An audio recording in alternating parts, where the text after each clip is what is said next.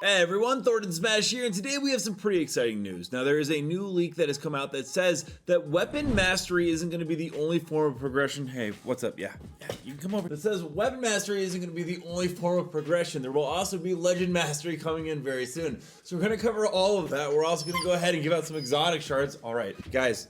Don't get a husky, they are very high energy. We're also gonna go ahead and give out some exotic shards. All you guys gotta do is like, comment, subscribe, you guys know the drill, but without further ado, let's jump into today's topic. So one of the things that keeps us coming back to a live service game is simply the progression system. Now, Apex Legends has a pretty robust one, and by robust, I mean, kind of outdated. You go ahead and just level up your account. Now, they did recently, about 2 years ago, add it so that you could go ahead and prestige it. So technically, there are up to 2,000 levels with unique badges and all that going on, which is fantastic. I mean, it's, pretty standard for the game and the gaming industry in general. However, that was actually never what was intended for Apex Legends when they went ahead and did the update. Jason McCord, one of the senior developers and one of the OG devs, simply said, when asked if any chance we'll ever see a list on the level 500 cap, responded with, someday, maybe. I'm not personally convinced that making that number bigger is the best way to feel progression in the game. We have some ideas. Now, everyone saw the level cap get increased with the prestige system and was like, okay, well, I guess they couldn't come up with any ideas.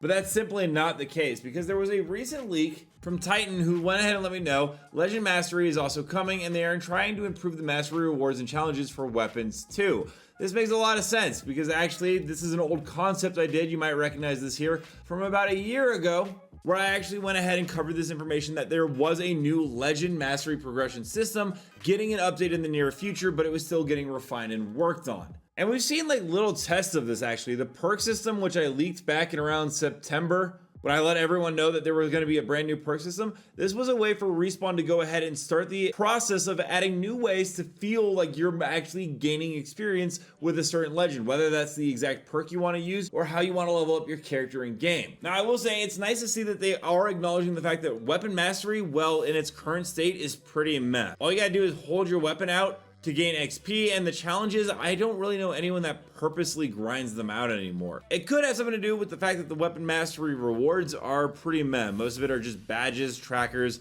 and a couple of banner frames if you get everything unlocked. Luckily though, weapon mastery looks to be way cooler from at least what I have heard. Something important to know is that this is something that Respawn does all the time. They test things out and then see how the community reacts to it and then decides to put it into the game as a full-time feature later on. For instance, last season we got the breakout challenges, and well, that was a early test of the Legend Mastery. You had to play 10 matches at Rampart, deal 5,000 damage as Rampart. Now, I really hope that when this system comes in, they listen to the feedback and do not make us survive ring closings as a legend, as that was absolutely stupid and the worst feature of this game 100%. But it is cool to see that they were doing that. And it gave you a reason to go ahead and grind out that legend. Not to mention that you would be able to get the legend unlocked for free, and EA has said that they are looking for ways to make the game appeal to a wider base. And since there are like, I think 24 or 25 legends now, that's a lot of grinding to unlock them. Giving new players a way to grind out challenges to unlock characters they want to try would increase average player duration, which is what EA uses as one of its main metrics. The best thing about this though is that if they got the correct feedback, we could be seeing more Wraith skins like this along with other legends, so that when you complete the challenges, instead of just getting a gun, charm, or tracker like for the weapon mastery, we get unique legend skins specifically tailored to them.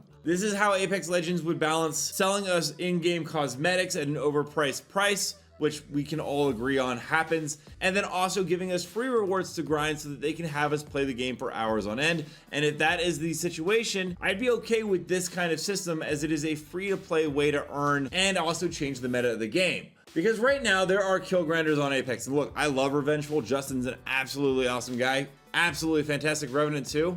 But I can only imagine that after around 200,000 kills, which I think he's at right now, he's maybe a little tired of playing Revenant and wants to try someone else. LG Giggle makes a really good point right here, along with Ross the Squirrel. Ross says Apex Legends just had its lowest weekly player count since the end of 2021. And Giggle brings up the fact that she is over the same meta, and it's been for years now. Just everyone cheating or abusing the same three legends. And I imagine in high tier comp, you're gonna still have people run whatever's meta, but at least in pub lobbies, with the challenge and legend mastery system, you would give players a reason to switch over from the same Horizon, Bloodhound, so on and so forth, even Seer when it was top tier. You would give people a chance and a reason to grind a different legend out, and therefore team compositions would be a lot different. Because right now the pick rates in Apex Legends are really bad. Seer isn't even 1% of a picked legend. Newcastle's barely above that with Rampart, Ballistic, Crypto, and Vantage. Ballistic and Vantage were just added in the last 10 seasons,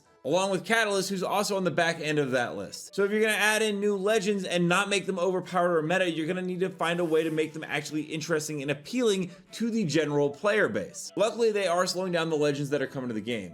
In Season 23, we are getting Artemis. At least that is the ETA according to some leakers. That's the earliest one as well. And us getting Alter in this Season 21 means that we are likely to only get 2 legends this entire year. So you're gonna need to make those legends really count, and then you're gonna need to add in challenges for us to try out other legends than just what we've been playing for the last 5 years. And it looks like Respawn is finally getting fully on board with that, and we should see this fairly soon. Let me know down below, what are your guys' thoughts on the upcoming Legend Mastery? Would you like to see this system come into the game, or do you think that that is a little bit too much clutter? Also, don't forget to check out this video right here by my editor Novell, who does amazing Apex Legends content. And until next time, everyone, keep slaying in the Outlands. I'll see you out there.